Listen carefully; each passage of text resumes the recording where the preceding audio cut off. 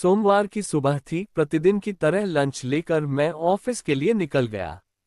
पूरे दिन काम करके शाम को लगभग 8 बजे घर में घुसते ही मेरी नज़र सरिता पर पड़ी। उसे देखकर मैं समझ गया कुछ तो बात है जो आज सरिता नाराज लग रही है। मैंने अपना बैग टेबल पर रखकर बाथरूम में हाथ पैर धुलकर बाहर निकलकर देखा कि सरिता बिना बोले सोफे के टेबल पर पीने के लिए पानी रखकर किचन में चली गई। सामने कमरे में बच्चे खेल रहे थे। मैं बिना पानी पिए किचन में गया, सरिता के कंधे पर हाथ रखते हुए पूछा, क्या हुआ सरिता? आज कुछ उखड़ी उखड़ी सी लग रही हो। वह मुझे घूरते हुए बोली, रहने दो, अपना प्यार अपने पास रखो। अपनों के लिए सबसे अच्छे उपहार। आपको क्या सुबह 8 बजे सूट बूट पहनकर निकल जाना है? बच्चे की फीस जमा हो या न हो, घर में राशन हो या न हो, जूते न होने के कारण बच्चे को फुटबॉल टीम से निकाल दिया जाए। मेरे सेहत के बारे में आपको क्या? पिछले महीने डॉक्टर ने कहा था 1 सप्ताह बाद दोबारा दिखा लेना, लेकिन धीरे धीरे आज 1 महीने होने को आ चुका है। आपको शायद इसके बारे में ध्यान तक नहीं होगा। कोई बात नहीं, प्रतिदिन की तरह आज भी आप चद्दर तानकर सो जाओगे। कल सुबह फिर से वह प्रक्रिया। सरिता की बातों को सुनकर मैं कुछ बोल नहीं पा रहा था, क्योंकि महंगाई इतनी है कि बिजली, पानी, राशन और बच्चों की पढ़ाई के खर्च से कुछ ज्यादा बचत नहीं हो पा रही थी। सैलरी जस की तस ही थी। पैसा बढ़ाने के नाम पर ऑफिस का मैनेजर कहता है, काम नहीं है, तुम्हें कहीं और ज्यादा पैसे मिले तो तुम जॉब छोड़ सकते हो। सरिता गुस्सा मत करो, कल मैं सब कुछ इंतजाम कर दूंगा। सरिता ने फिर से कहा, अच्छा, अभी तक तो कुछ इंतजाम नहीं कर पाए, कल कैसे कर दोगे? कहीं चोरी करोगे क्या? नहीं सरिता, तुम परेशान मत हो, मैं सब कुछ ठीक कर दूंगा। कल छुट्टी लेकर तुम्हें डॉक्टर के पास भी ले चलूंगा। तभी दरवाजे की घंटी बजी। दोनों ने सोचा इस समय कौन आ सकता है।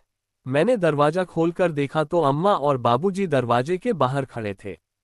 हम दोनों ने उनके चरण स्पर्श किए। सरिता किचन में चली गई। मन ही मन सोचने लगी, हम लोगों के पास खाने के पैसे तक नहीं हैं। किसी तरह से हम अपने बच्चों का पालन पोषण कर रहे हैं। जरूर बाबू अम्मा खेत की जुताई बोई के पैसे मांगने आए होंगे।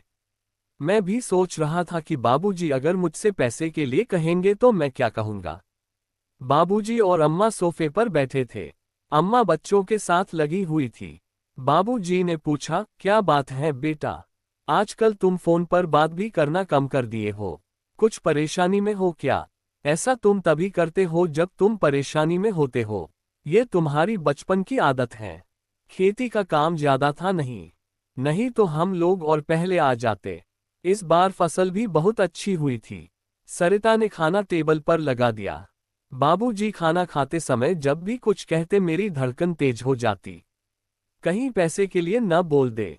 बाबूजी ने कहा, बेटा गर्मी की छुट्टी होने वाली है, बहू और बच्चों को लेकर गांव घूम जाना, सभी का मन बहल जाएगा। हाँ बाबूजी, मैंने कहा। सरिता किचन के दरवाजे से पर्दे की आड़ में खड़ी होकर सोचे जा रही थी कि बाबूजी और अम्मा बड़े बेटे और बहू के पास नहीं जाते हैं, न ही उनसे पैसे के लिए कहते हैं। अगर पैसे के लिए बोलेंगे तो हम लोग कहाँ से पैसे देंगे। अगली सुबह मैंने जरूरी काम बताकर ऑफिस से छुट्टी ले ली थी। बाबूजी और अम्मा सुबह सुबह गांव जाने के लिए तैयार हो गए। उन्होंने कहा, बेटा, तुम्हारे अम्मा को अपने पोते पोती की बहुत याद आ रही थी, इसलिए हम दोनों देखने चले आए।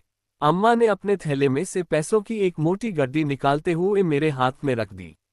मैंने कहा, अम्मा, ये पैसे क्यों? बेटा, मुझे सब समझ आता है, तुम लोग अभी थोड़ी दिक्कत में हो, इन पैसों से सारे काम निपटा लो। इस बार तो फसल भी अच्छी हुई थी, जिसे तुम्हारे बाबूजी ने बेच दिया, उसके बदले में हमें अच्छे पैसे मिले हैं। हम दोनों ने चरण स्पर्श किया। बाबूजी और अम्मा गांव चले गए। दोनों सोफे पर बैठकर सोचने लगे। हम लोग न जाने क्या क्या सोच रहे थे, लेकिन हमारे माता पिता का दिल हम लोग से बड़ा है, जो मुश्किल परिस्थितियों में हमारा साथ देते हैं।